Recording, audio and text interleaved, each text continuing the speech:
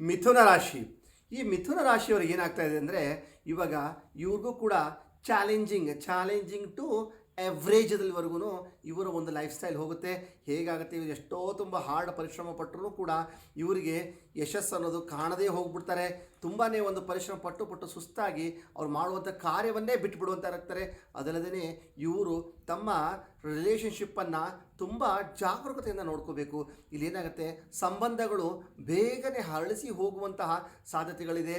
ಮತ್ತು ಸಂಬಂಧಗಳಂದರೆ ಯಾವ ಥರ ಆಗ್ಬೋದು, ವ್ಯವಹಾರಿಕ ಸಂಬಂಧಗಳು ಆಗ್ಬೋದು, ಅಥವಾ ಮತ್ತು ಮನೆಯ ಒಂದು ಸಾಂಸಾರಿಕ ಸಂಬಂಧಗಳು ಆಗ್ಬೋದು. ಇದೇನಾಗುತ್ತೆ, ಸ್ವಂತವರು ತಮ್ಮವರೇ ಅವರಿಗೆ ಅನುಮಾನಾಸ್ಪದ ನೋಡುವಂಥದ್ದು. ಅದಲ್ಲದೇ ಅನ್ಎಕ್ಸ್ಪೆಕ್ಟಾಗಿ ಅವ್ರ ಜನಗಳೇ, ಒಳಗಿನ ಸಂಬಂಧಿಕರೇ ಅವ್ರ ಮೇಲೆ ಒಂದು ಹಗೆತನ ಸಾಧಿಸುವಂಥದ್ದು, ವಾಮಕ್ರಿಯೆ ಮಾಡುವಂಥದ್ದು, ಕೋರ್ಟ್ ಕಚೇರಿ ತಳ್ಳುವಂಥದ್ದು. ಸೊ ಪರಿವಾರ ವಾತಾವರಣವೇ ಈ ಜನಗಳಿಗೆ ಇವತ್ತು ಕಲುಷಿತವಾಗಿರುತ್ತೆ. ಅದಲ್ಲದೇ ಉದ್ಯೋಗಿಗಳಿಗೆ, ಯಾರು ಉದ್ಯೋಗ ಬಿಸ್ನೆಸ್ಗಂತ ಹೋಗ್ತಾರೋ ಅವರಿಗೆ ತುಂಬಾ ಈ ವರ್ಷ ಶ್ರಮ ಪಟ್ಟರೂ ಅವರಿಗೆ ಒಂದು ಯಶಸ್ಸು ಕೈಗೂಡೋದು ತುಂಬಾ ಕಷ್ಟ ಆಗುತ್ತೆ. ವಿದ್ಯಾರ್ಥಿಗಳಿಗೆ ಅವ್ರು ಎಷ್ಟೇ ಪ್ರಯತ್ನ ಪಟ್ಟರೂ ಅವರಿಗೆ ಈ ವರ್ಷ ಅವ್ರು ಅಂದ್ಕೊಂಡು ಸಾಧಿಸೋದು ತುಂಬ ಒಂದು ಚಾಲೆಂಜಿಂಗ್ ಆಗಿರುತ್ತೆ, ಕಷ್ಟಕರವಾದಂತಹ ಪರಿಸ್ಥಿತಿ ಅವರಿಗಾಗಿರುತ್ತೆ.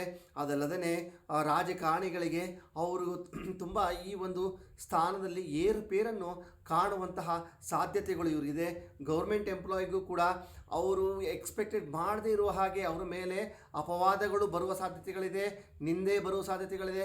ಅದಲ್ಲದೇ ಅವರು ಉದ್ಯೋಗದಲ್ಲಿ ತೊಂದರೆ ಆಗುವ ಸಾಧ್ಯತೆಗಳಿದೆ.